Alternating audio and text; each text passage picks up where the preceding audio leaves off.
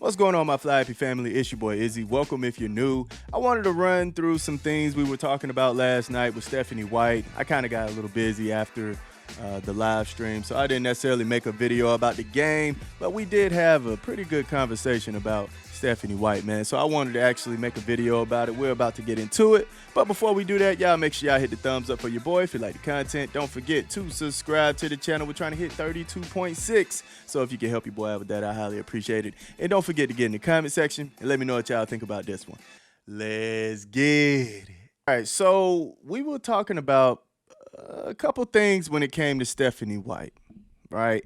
And one of the things were, does she really care about winning? Now, she looks very effusive, right, on the sideline, giving a lot of energy, looking like she cares, getting pissed off. It was times where Caitlin Clark even had to hold her back from yelling at the refs, right?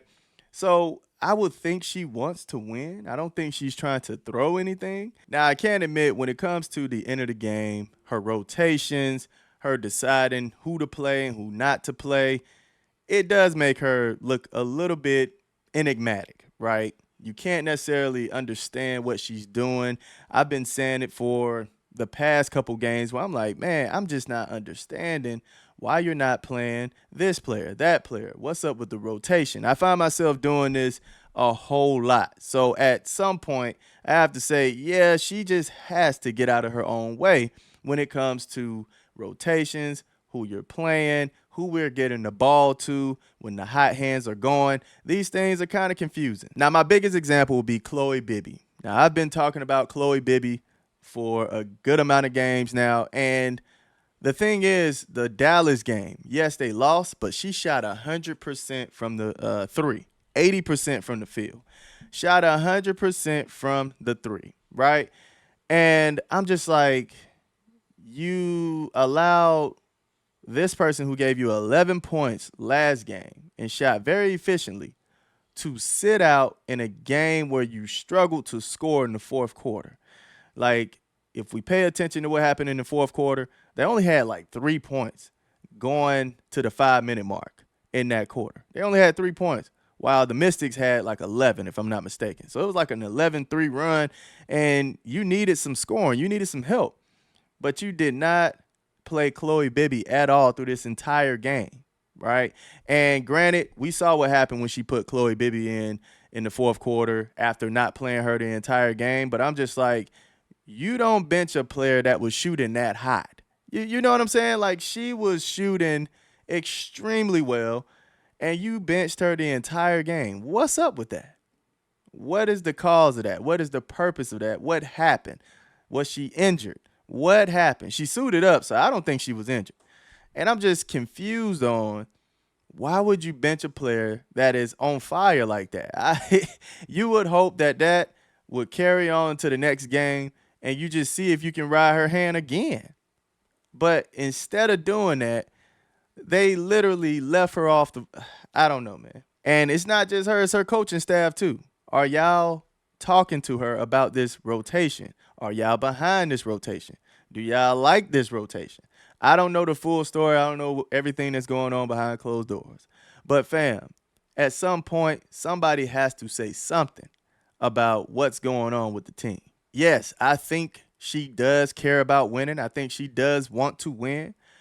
But to deliberately leave off Chloe Bibby and keep referring to Kelsey Mitchell to close out games, I don't know, man. It looks a little strange, all right? It looks a little strange. Now, Kelsey Mitchell, I think she's a terrific player, all right? I think she helps the team tremendously. She is one of the stars of this team, right? But if we pay close attention to what's going on, I think Kelsey Mitchell, when the Indiana Fever are down and having to make that clutch shot to get back into the game or tie the game or, lead, I think she just, I don't know, the lights might be a tad bit too bright for her, right? Now, if we bring up the game with the Sparks, right, where she had that crazy run in the fourth quarter, that game was about over, right? It looked like it was over with. So I think she's more comfortable with games like that are out of reach. But when the game gets close and they're down 2 points, 3 points, whatever the case may be, she just kind of, I don't know, crap the bed, man. She just kind of crapped the bed. Now, like I stated, I think she's good, but just from my constructive criticism side, I don't think she's necessarily the closer that they should have been looking for in these past two games. You know, you had Sophie, who was, I think she was shooting 50% from the three last game, and you had Dantas. If anything, we needed a three at that last moment. Yeah, I get it. You can get a two and then get the ball back or whatever the case may be, but I think they should have went for a three to tie the game. And yeah, they just went for a two when honestly you could have got Sophie involved. She was on the floor, and I would have let her shoot the three. I would have let her shoot the three. Why didn't we allow Sophie Cunningham to shoot that three? I feel like Stephanie White wants Kelsey Mitchell to hold the title of the closer, right? The star player. I think she wants to keep this facade going on about her being the closer, right? And I don't think that's the case, man. At the end of the day, you go with the hot hand. Whoever makes the shot makes the shot. At the end of the day, Michael Jordan relied on Steve Kerr to actually make a shot to carry him into another game. No player should have an ego too big to give the ball to the open player and make the shot, especially if they have the hot hand. Now, if we look at the chart, Sophie Cunningham, once again, only took one shot in this fourth quarter.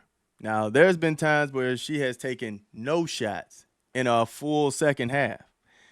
And I'm just wondering what's going on at this point, right? What is the issue at this point?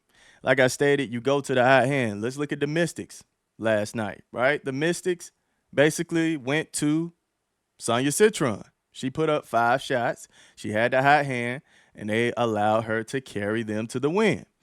So you had Aaliyah Boston doing her thing in the paint in the fourth quarter, right?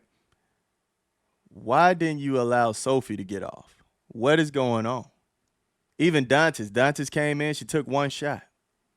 Both of them missed their only one shot, but you allowed the hot hands to put up some shots, man. You allowed the hot hands to put up some shots. One shot is not going to get it done. All right? And I think they weigh too heavily on Kelsey Mitchell when it comes to that fourth quarter. So we have one here, 2, 3, 4, 5, 6. She put up 7 shots. She put up 7 shots in the fourth quarter. Missed all of these, made one, and then missed that one. So you telling me out of all these shots that she was pulling, you didn't think one time to say, well, you know what? Let's try to get Sophie and Dantas involved when they're on the floor. Let's try to see what they can do for us. You mean to tell me you didn't think about that not one time? Not one time. You didn't think about that. Look, I don't know why they are trying to force the ideology of Kelsey Mitchell being the closer, but it needs to stop. All right? It needs to stop. At the end of the day, y'all play better ball when you share the ball. When you move the ball around, when you get the ball to the hot hand, that's when y'all look good. You're pushing the floor, you're getting the ball to where it needs to go. That's when y'all look good. The hero ball needs to stop. Now, another thing that I brought up was maybe the players are scared to shoot the ball. Maybe they don't want it in those late minutes, those clutch minutes of the game. Maybe they're saying, hey, let Kelsey Mitchell do it. I don't have the guts to put the shots up like that. Let her carry us to the win. Maybe. I don't necessarily know everything that's going on, right? I like to look at things from different perspectives, different angles, right? But if that's the case, man, the coach has to put some type of confidence in them. I mean, you are literally the hot hand of the team at the moment, right? Sophie has been shooting the lights out. There's no reason she shouldn't get more than one shot in the fourth quarter. There's no reason she's hot and she's not shooting the ball at all in the second half.